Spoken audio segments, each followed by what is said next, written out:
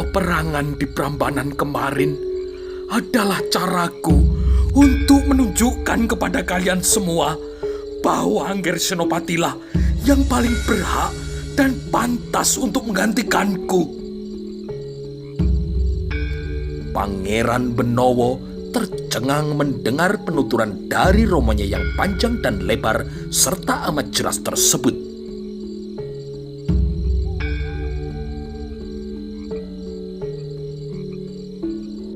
Pangeran Benowo sebenarnya juga sudah mengetahui perihal sayembara dari Kanjeng Ratu Kalinyamat tersebut. Namun awalnya ia mengira bahwa romonya lah yang berhak menerima hadiah sayembara tersebut, karena Ki Pemanahan dan juga Ki Penjawi hanyalah abdi dari romonya, sehingga orang-orang Selo itu bergerak atas nama romonya. Namun ia tidak mengira bahwa itu semua hanyalah taktik dari romonya untuk dapat menguasai tanah Jawa. Orang-orang Selo itu dimanfaatkan dan juga diperas keringatnya untuk dapat mengalahkan Aryo Penangsang. Jika mereka gagal, Kanjeng Sultan Hadiwijaya tidak akan rugi sedikit pun.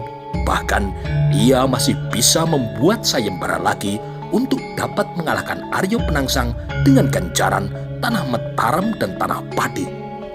Akan tetapi, ternyata orang-orang Selo itu telah berhasil mengalahkan Aryo Penangsang. Maka mereka itulah yang sejatinya berhak menerima hadiah berupa tanah di seluruh bekas wilayah Kesultanan Demak. Namun ternyata romonya lah yang telah menerima hadiah tersebut. Dalam hatinya, Pangeran Benowo mulai bisa menerima dan memahami kekecewaan sang senopati, karena sebenarnya ialah yang berhak untuk menerima hadiah dari Kanjeng Ratu Kalinyamat dan menjadi raja penguasa tanah Jawa. Maka tidak heran kemudian muncul ramalan dari Kanjeng Sunan Giripraben bahwa Mataram akan melahirkan seorang raja besar yang kelak akan menguasai seluruh tanah Jawa. Itu adalah tidak lain Senopati Eng Alogo, putra dari Ki Pemanahan yang menjadi penguasa Mataram pertama setelah diberi hadiah perdikan tanah Mataram oleh Kanjeng Sultan Hadiwijaya. Dan ternyata ini semua adalah masalah politik perebutan kekuasaan yang amat rumit untuk dipahami kebanyakan orang, bahkan di masa depan sekalipun. Dan kini kembali romonya melakukan sesuatu yang amat sulit untuk ia dan banyak orang pahami.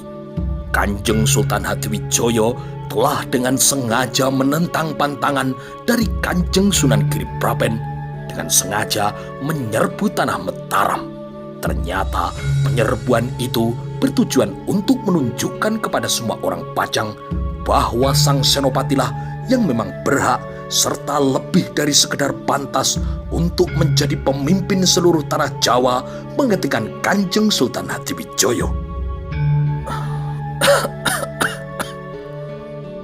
Ger putraku, berujar lagi Kanjeng Sultan Hadiwijaya setelah melihat putranya itu termenung.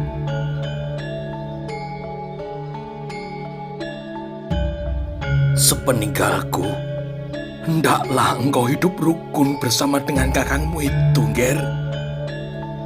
Turutilah nasihatnya. Sekali-kali, janganlah engkau berselisih dengannya. Senantiasa, ingatlah baik-baik. Kakangmu itulah yang akan menjadi matahari perkasa di tanah Jawa. Karena itu, memang sudah haknya sejak lama. Setelah ia berhasil mengalahkan Aryo Penangsang. Adapun kekuasaanku di Pajang hanyalah sementara dan menunda waktu sampai tiba saatnya kakangmu telah matang dan siap menjadi raja, Ger. Janganlah engkau berusaha menjadi matahari tandingan baginya. Hiduplah rukun dengannya. Kuat menguatkanlah engkau dengannya. Terimalah takdirmu dengan lapang dada, Ger. karena ketetapan dari Gusti Allah, itulah yang terbaik bagimu. Pangeran Benowo menganggukkan kepalanya.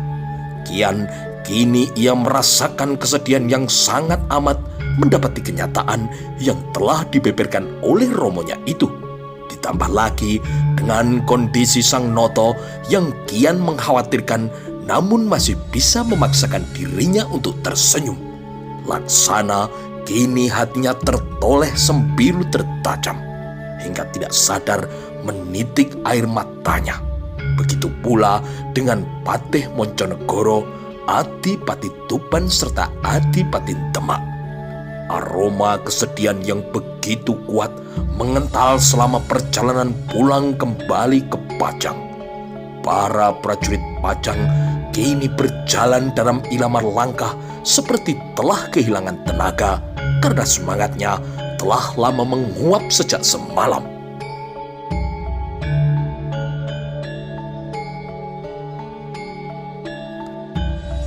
Ketika tiba di Keraton Pajang, Kanjeng Sultan Hadiwijoyo langsung dibawa ke kamarnya dan kemudian diistirahatkan di rancangnya. Istana pun kini dibalut duka kesedihan yang teramat sangat. Jerit tangis pecah di mana-mana. Wajah-wajah duka begitu kentara dan mudah ditemukan. Para prajurit yang berjaga pun seperti kehilangan semangat untuk berjaga, seraya menundukkan kepala mereka dalam melaksanakan tugasnya.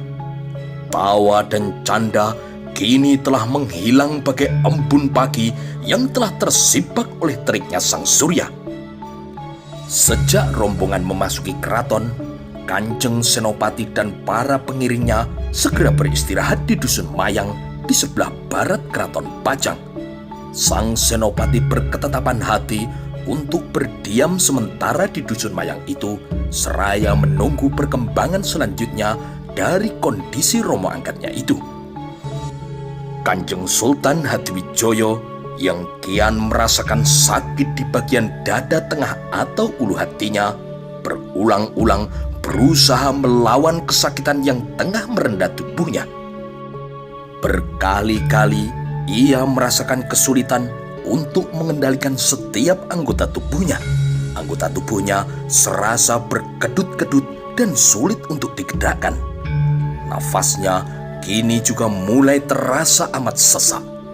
Para ulama keraton kini diundang untuk membacakan doa di kamar Kanjeng Sultan Hadiwijoyo yang tengah berjuang melawan rasa sakit yang kian menyiksanya.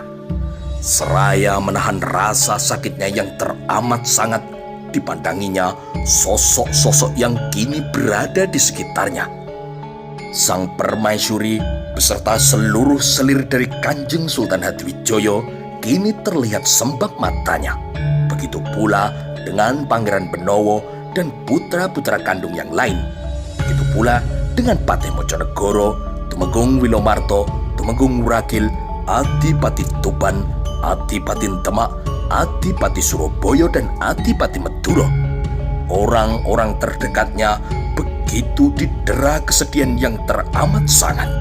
Lantunan doa bagi kesembuhan Kanjeng Sultan Hadiwijoyo terus dilantunkan oleh orang-orang terdekatnya itu. Namun di antara banyak orang tersebut tidak ditemukannya sosok sang senopati di antara orang-orang yang berada di ruang tempat tidur itu. Dan hal itu membuat Kanjeng Sultan Hadiwijoyo menanyakannya.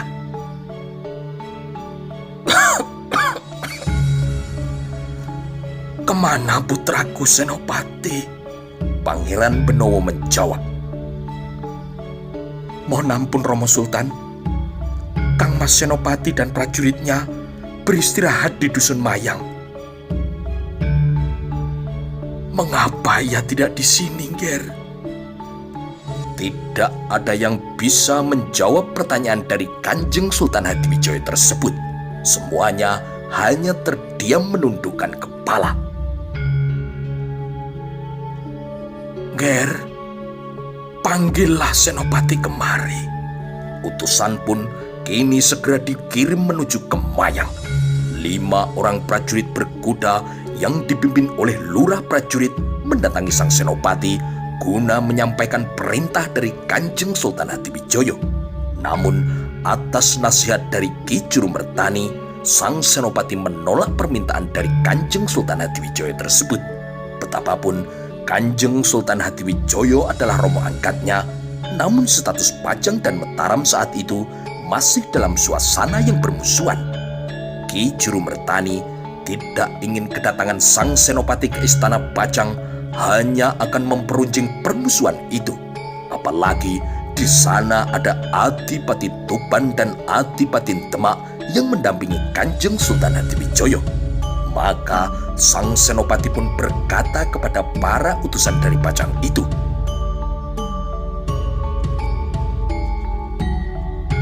"Haturkan kepada Romo Sultan bahwa aku akan tetap berada dan menunggu di mayang ini. Aku tidak juga hendak kembali ke Mataram, melainkan tetap menunggu kepastian dari Gusti Allah di mayang ini. Semoga Gusti Allah segera memberikan kesembuhan kepada Romo Sultan." Utusan kini kembali ke Keraton Pajang dengan tangan yang hampa dan menyampaikan jawaban atas penolakan sang senopati untuk menghadap kepada Pangeran Benowo. Pangeran Benowo pun kemudian melaporkannya kepada Kanjeng Sultan Hadiwijoyo. Banyak kerabat dekat dari Kanjeng Sultan Hadiwijoyo yang marah atas sikap sang senopati tersebut. Namun tidak demikian dengan Kanjeng Sultan Hadiwijoyo yang sama sekali tidak menunjukkan kemarahannya setelah perintahnya itu tidak diindahkan oleh putra angkat kesayangannya tersebut. Laksana samudra ampunan dan maaf dari Kanjeng Sultan begitu luas untuk sang senopati. Pangeran Benowo serasa tidak habis mengerti. Begitu melimpahnya ampunan yang telah disediakan oleh romonya itu pada kakangnya. Bahkan pembangkangan sang senopati yang begitu mengemuka pun tetap mendapatkan pengampunan dari romonya, meskipun memang ada persoalan politik yang rumit di dalamnya. Dihentikannya penyerbuan ke Mataram meski kekuatan Mataram telah berhasil menahan gempuran Pajang selama 3 hari. Namun kekuatan Pajang masih tetap besar dan di atas kertas masih sanggup untuk menggilas Mataram. Menurut Pangeran Benowo, itu adalah wujud kasih sayang dan juga ampunan dari romonya untuk kakangnya tersebut. Dan kini setelah romonya terbaring sakit dan nampak kian sakit nampaknya, mungkinkah romonya akan kembali memaafkan tindakan sang senopati yang telah mengirimkan bunga-bunga telasih dalam 9 keranjang di depan pintu Gapuro alun-alun barat? Mohon ampun Romo Sultan. Bukankah tindakan Kang Mas Senopati ini sudah sangat kelewatan?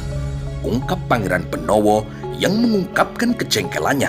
Semula ia bahkan berkehendak untuk menyerbu sang senopati di mayang setelah 9 keranjang bunga telasih itu berada di depan pintu Gapuro jika tidak segera diingatnya pesan dari romonya yang tengah terbaring sakit. Namun amat mengejutkan, Kanjeng Sultan Hadiwijoyo tidak menampakkan kemarahannya sedikit pun ketika mendengar sang senopati mengirimkan bunga telasih untuknya. Kanjeng Sultan Hadiwijoyo malah kemudian tersenyum dan kemudian berujar,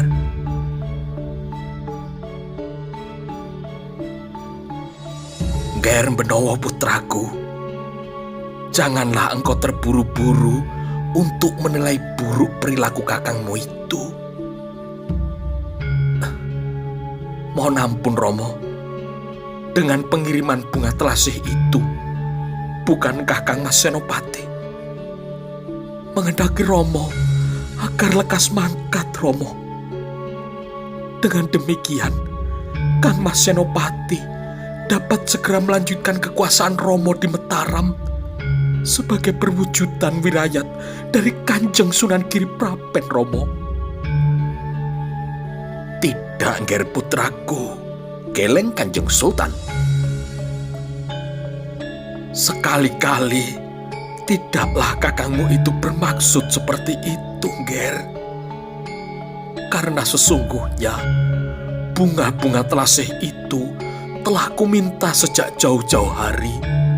Bahkan ketika Ramamu ini masih muda dan masih ngenger di keraton Demak pada kakekmu, almarhum Sultan Trenggono. Tercenganglah Pangeran Benowo mendengar penuturan dari romonya itu. Kiar tercengang pula setelah ia mendengar Kanjeng Sultan Hadiwijoyo menceritakan kejadian yang berkenaan dengan bunga telasih itu. Ketika Kanjeng Sultan Hadiwijoyo masih muda, masih berjuluk dengan julukan Joko Tingkir, ia pernah tersesat di sebuah taman bunga di Dusun Ketsongo ketika mengejar seorang gadis cantik yang bernama Sekar Telasih. Begitu terpesonanya Joko Tingkir kepada Sekar Telasih, hingga sekalipun Sekar Telasih bersembunyi di taman yang penuh bunga itu, seorang penjual bunga yang bernama Nini Luwih menemui Joko Tingkir yang tengah sibuk mencari. Ketika Joko Tingkir menyebutkan sedang mencari Sekar Telasih, Nini Luwih memberikan seikat bunga telasih kepadanya. Joko Tingkir menolaknya karena yang dicarinya adalah seorang gadis yang bernama Sekar Telasih, bukan sekedar bunga telasih. Joko Tingkir juga menyebutkan jika kelak ia akan membutuhkan bunga-bunga telasih itu, maka ia akan mengirimkan seseorang untuk mengambilnya.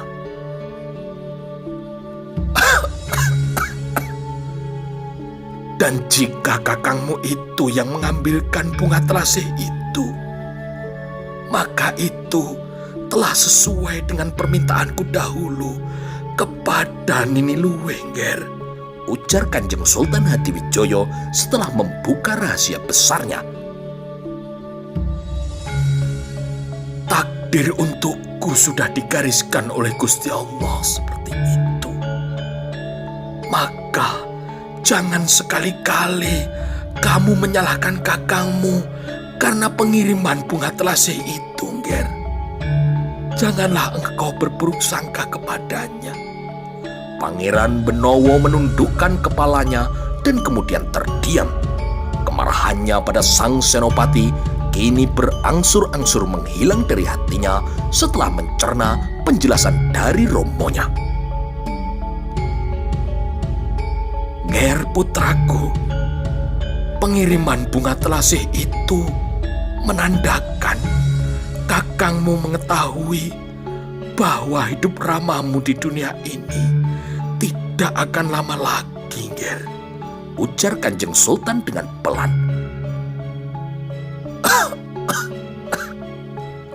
Kedaton ini sudah surut. Wahyu dan keramatnya sudah boyong ke Mataram, Nger.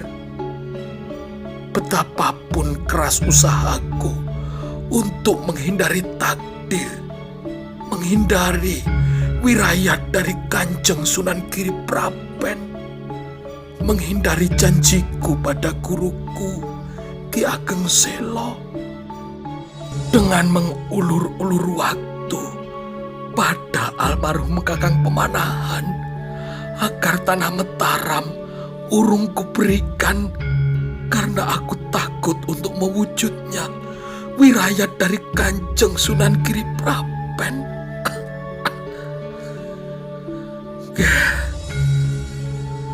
Wahyu Keprabon akhirnya tetap akan boyong dari Pajang ke Mataram, ucap Kanjeng Sultan Hadiwijoyo.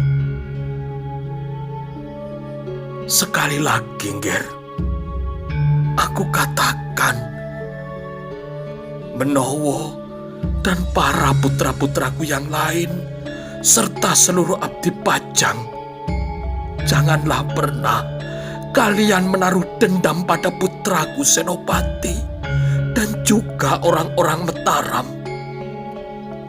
Sebagai kesatria, kita harus mengakui kecerdikan dan kehebatan Angger Senopati dan juga orang-orang Mataram. Kemudian dengan lemas Kanjeng Sultan Hadiwijoyo menatap ke sekeliling kamarnya. Matanya seolah menerawang jauh ke masa lalu.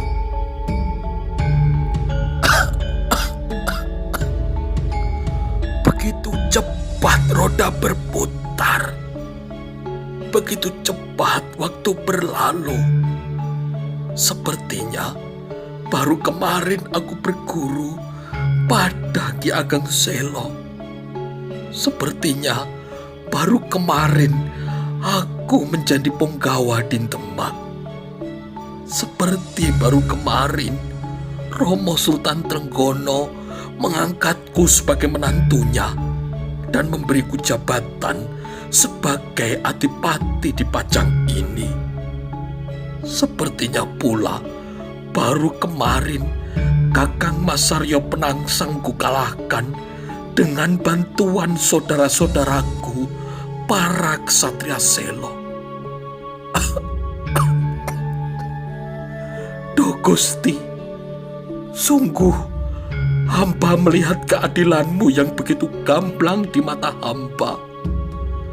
Hamba telah menerima semua ganjaran atas semua perbuatan hamba semasa hidup hamba. Duh Gusti, sungguh hamba adalah orang yang merugi karena baru melihat kuasa-Mu pada saat-saat terakhir hamba. Permaisuri dari Kanjeng Sultan kini tidak mampu lagi menahan gelora kesedihan di dalam dadanya ketika mendengar semua ucapan dari Kanjeng Sultan Hadiwijoyo. Dengan air mata yang terus berlinang, ia menggenggam tangan suaminya yang sudah begitu lemas. Duh Gusti, baru sekarang hamba tahu bahwa rencana manusia pasti akan kalah oleh rencana takdir-Mu. Hamba yakin, sekarang hamba yakin, Duh Gusti, kuasa hamba sebagai seorang sultan tidak ada apa-apanya bila dibandingkan dengan kuasa-Mu. Pangeran Benowo tersentak. Ucapan romonya kini terdengar kian melemah. Ketika ia melihat wajah romonya nampak kian pucat, nafasnya pun juga kian tersengal-sengal.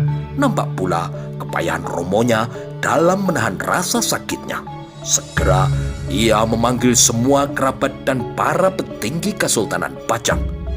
Kanjeng Sultan Hadiwijoyo nampak berusaha tersenyum ketika segenap kerabat dan para pejabat Kesultanan Pajang terdekatnya telah berada di sekelilingnya. Ia pun kemudian berujar perlahan di dekat Patih Mojonegoro yang duduk bersila di bawah ranjang. Dinda Patih, aku rasa sudah waktunya bagiku untuk melepaskan semuanya.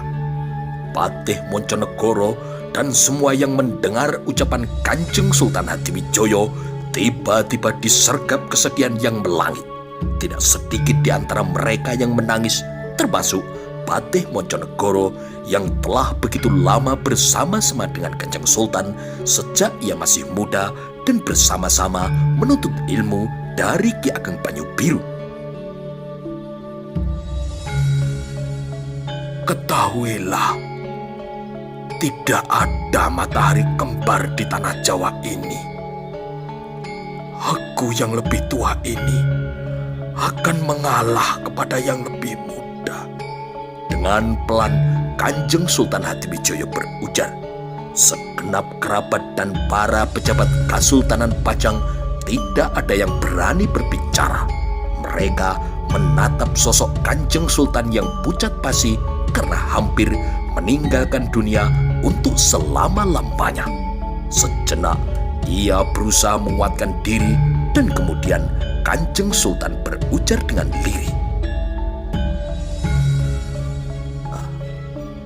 Dinda Patih, hamba Kanjeng Sultan, engkau dengar ucapanku tadi. Hamba jelas mendengarnya, Kanjeng Sultan. Tidak ada matahari kembar di tanah Jawa ini. Dengan tegas berujar lagi Kanjeng Sultan Hadiwijoyo mengulang ujarannya tadi. matahari sepeninggalku akan bersinar terang di atas tanah Mataram. Kanjeng Sultan Hadiwijoyo kemudian tersenyum dan teringatlah ia pada permohonannya kepada Gusti Allah saat hari terakhir peperangan antara Pajang dengan Mataram di Prambanan. Kanjeng Sultan ingin benar melihat sosok putra angkat kesayangannya, yaitu Senopati Eng Alogo untuk yang terakhir kalinya.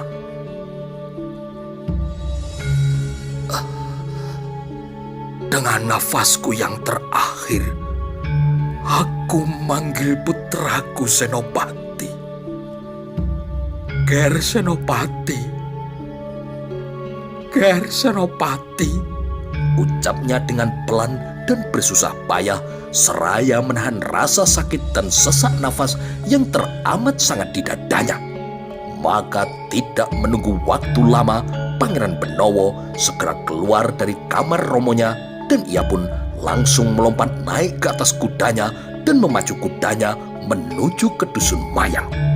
Sementara itu, di sebuah rumah di Dusun Mayang, sang Senopati nampak sedang duduk dengan wajah yang bermuram durja. Berkali-kali ia mendesahkan nafas berat dan kemudian menepuk-nepuk keningnya atau mengacak-acak rambutnya. Hal tersebut tidak terlepas dari penglihatan mata tua Ki Juru Mertani yang selalu mendampingi sang Senopati hampir sepanjang waktu di Dusun Mayang itu. Angger kelihatan bingung. Ada apa, Angger? Tanya Ki Juru Mertani. Paman, saya hanya merasa bersalah. Sangat bersalah, Paman, pada Romo Sultan, sehingga beliau jatuh sakit seperti sekarang ini, jawab sang Senopati dengan merintih. Wong bukan kamu yang membuat Kanjeng Sultan sakit, Ger. Kenapa harus kamu sesalkan? Paman, mungkin bukan tangan saya langsung, Paman. Tetapi saya adalah penyebab jatuh sakitnya Romo Sultan, Paman, rintih sang Senopati. Ki Juru Mertani tersenyum seraya menepuk pundak keponakannya terkasihnya itu. Ger, kamu ini sekarang adalah pemimpin tertinggi di Mataram. Kamu tidak boleh ragu. Apapun yang terjadi akibat perang akan terkena hukum perang, Ger. Kaidah perang, seorang prajurit yang membunuh lawannya di medan perang tidak bisa disebut pembunuh. Ia tetaplah seorang prajurit, Ger. Bahkan pahlawan bagi negerinya. Sang Senopati terdiam sejenak dan teringatlah ia pada bagaimana melubernya kasih sayang dari Kanjeng Sultan Hadiwijoyo kepada dirinya. Ingin sekali rasanya ia untuk menjenguk dan membesarkan hati romo angkatnya tersebut agar bisa cepat sembuh seperti sedia kala. Paman, apakah pantas kalau saya menjenguk ke Keraton Pajang? Ki Juru Mertani menggelengkan kepalanya perlahan.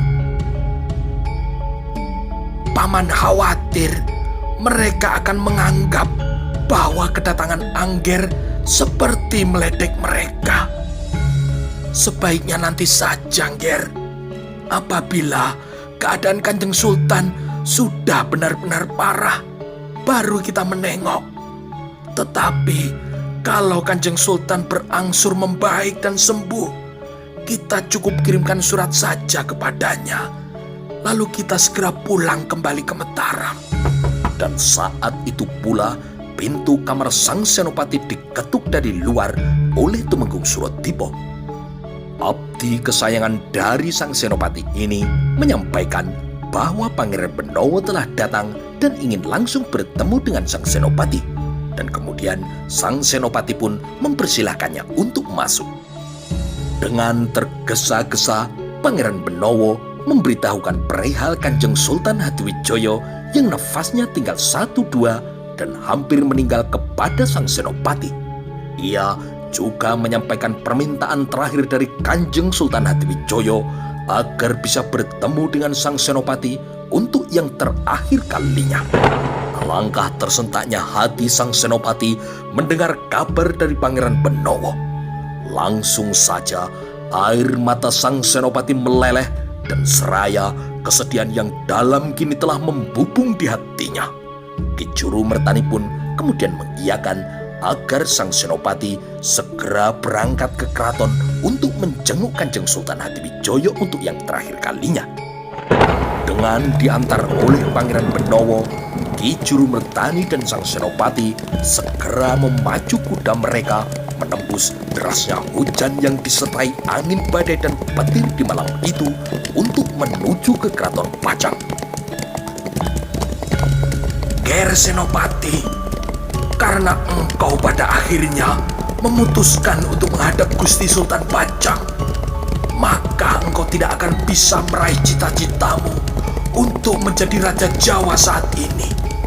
Karena itu artinya sama dengan engkau menganggap bahwa Kanjeng Sultan Hadiwijoyo lah sebagai penguasa tanah Jawa yang sah.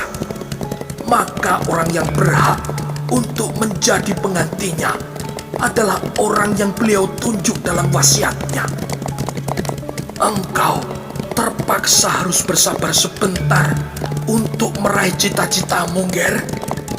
Tetapi jika Gusti Allah telah membukakan jalan untukmu, dan jika memang wahyu keprabon itu sudah benar-benar mewujud dalam dirimu, maka itu semua tinggal menunggu waktu.